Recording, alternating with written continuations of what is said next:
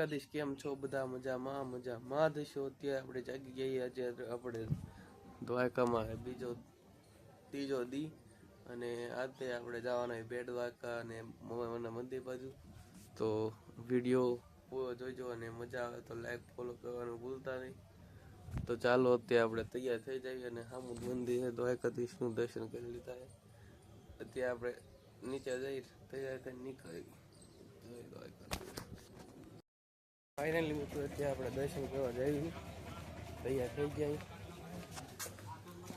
દર્શન કરવા જઈએ. તો ચાલો દર્શન કરીને મળીએ તમને. ફાઇનલી મિત્રો અમે દ્વારકાધીશના મંદિરે દર્શન કરવા આવી ગયા. દીવા કરતા જઈએ આપણે. ઠાકોરનું મંદિર પ્રતિબંધ છે ફોન બોન, એટલે ફોન તમને ઉપર દર્શન કરાવવામાં નહીં આવે. લાઈવ લોકેશન તમને શેર કરવામાં આવશે બધી છે. તો ચાલો દીવાને એવું કરી લઈએ પછી તમને મળી. ફાઇનલી મિત્રો ત્યાં આપણે આવી જઈએ રુક્ષ્મણીજીના મંદિરે દ્વારકામાં. જો રુક્ષ્મણીજીના મંદિરે દર્શન કરવા આવી ગયા. લાઈન તો બહુ જાજી મોટી છે કાં? હા ભરી લઈએ પેલા, હા પછી મળી. અંદર પાછું મોબાઈલ એલાઉટ નથી એટલે તમને પછી અહીંથી જ કરી લ્યો ને ભાઈ, મસ્ત યાર વ્યૂ આવે છે. ચાલો મળી થોડાક સમય. મિત્રો આપણે અત્યારે નાગેશ્વર મહાદેવના મંદિરે આવી ગયા. તો તમને દર્શન પર કરાવી દઉં.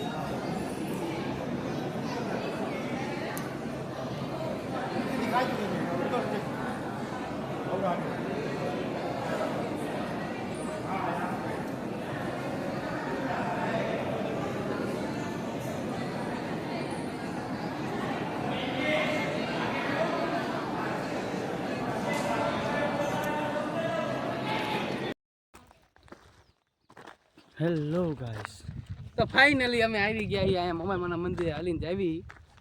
અત્યારે રિક્ષા તો ઉતરી ન ગીધા તો કે તમે હાલ્યા જાઓ, તો અમે હાલીને જાવી. વાહ આગળ થોડુંક આગળ હે મમાનું મંદિર. ત્યાંથી પણ તમને વ્યૂ બતાવી. એક નંબર ત્યાંનો વ્યૂ. અહીંયાનું એક રહસ્ય છે કે અહીંયા જે દરિયો છે અહીંયા 7 વાર આખા દિવસમાં દરિયાનો રંગ બદલે છે. અને એમાંય જો અમારા ભાણુભાઈ જોઈ લીધો છે મોર, એટલે આજે તમને મોર પણ બતાવી દઈએ કે મોર સીમમાં કેવો લાગે. ક્યાં હેલા તો અંદર તમે કાકા હળિયું કરો તો અંદર જીવો જાય ને. ક્યાં છે? બાજુ દેખાય. મોર બોલે. લોકડાઉનમાં એવું હતું કા? ક્યાં ગયો? અહીંયા જતો. મસ્તી નહીં ગોલી બેટા, મસ્તી નહીં. એ ગોતો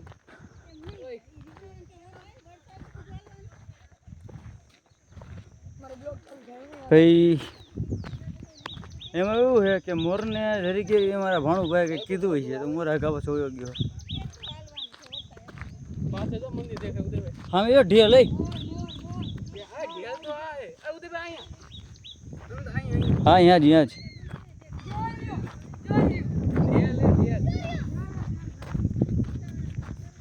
તમે ભાઈ ને બીવરાઓમાં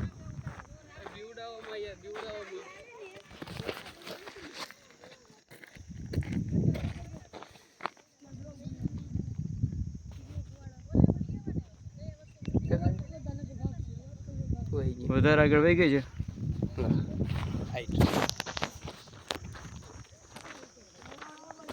તો અમે આવ્યા છીએ હવે મોમાઈમાના મંદિરે. બરોબર, તમને બધાને કરાવી કે મોમાઈમાના દર્શન. એમનો ઇતિહાસ એવો છે કે ભાઈ દ્વારિકાનો રાજા એક હતો સાંગડા વાઢેર, અને એના ઘરે લગ્ન કરીને સુરજાબેન જ્યારે આવ્યા હતા સાસરે, તો સાથે કાપડામાં મોમાઈમાં લાવ્યા હતા. અને કાપડામાં આવેલા દેવ અહીંયા પૂજે છે મોમાઈમાં.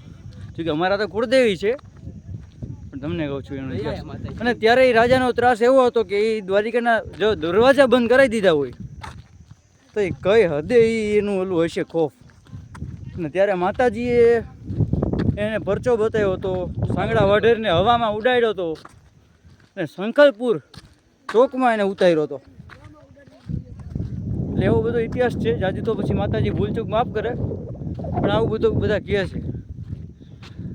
આવો તમને આજે માતાજીના દર્શન કરાવીએ. આવો. લાવો મને દો.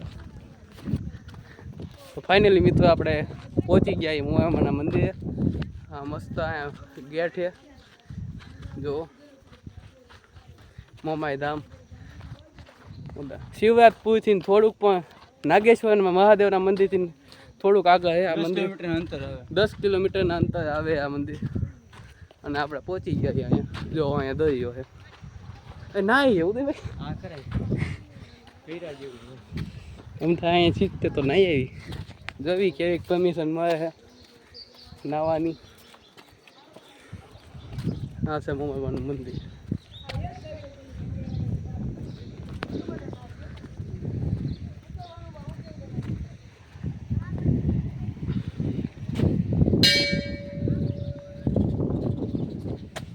તો ચાલો અંદર આવતા આવીએ આપણે.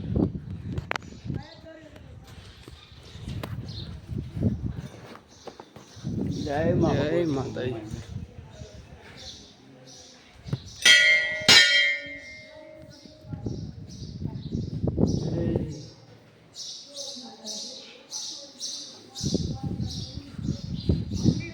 તો મિત્રો તમે જ્યારે પણ દ્વારકા આવો ત્યારે માં મોમાઈમાના દર્શને ચોક્કસથી આવજો. બહુ મજા આવે એવું જગ્યા છે. અને આ બધી વસ્તુ ખબર હોવી પણ જરૂરી છે. અહીંયાનો દરિયો આખા દિવસમાં 7 વાર ફરી રંગ બદલે છે.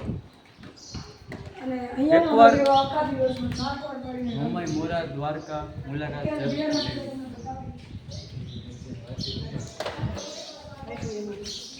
બસ જઈને જો પાણીનો સીધો ભરી તો કે જામનગર પહોંચી ગયા. આજે થોડો બ્લોગ અમારો લેટ છે. ફાઇનલી મિત્રો હવે આપણે જઈ ગયા. ટ્રેન ચાલુ થાય હવે. હાલો હાલો ઉપડી ટ્રેન ઉપડી હવે તો આપણે ચડી જઈએ ટ્રેનમાં. તો ચાલો હવે સીધા રાજકોટ જ ભેગા થાય. મોબાઈલ પડતા પડતા આવી ગયો ભાઈ. તમારા મોબાઈલમાં રેલવે સ્ટેશન બહુ એવું થાય હો. તો ફાઇનલી હવે આપણે સીધા રાજકોટ ભેગા થઈ. જય દ્વારકા. જય દ્વારકા.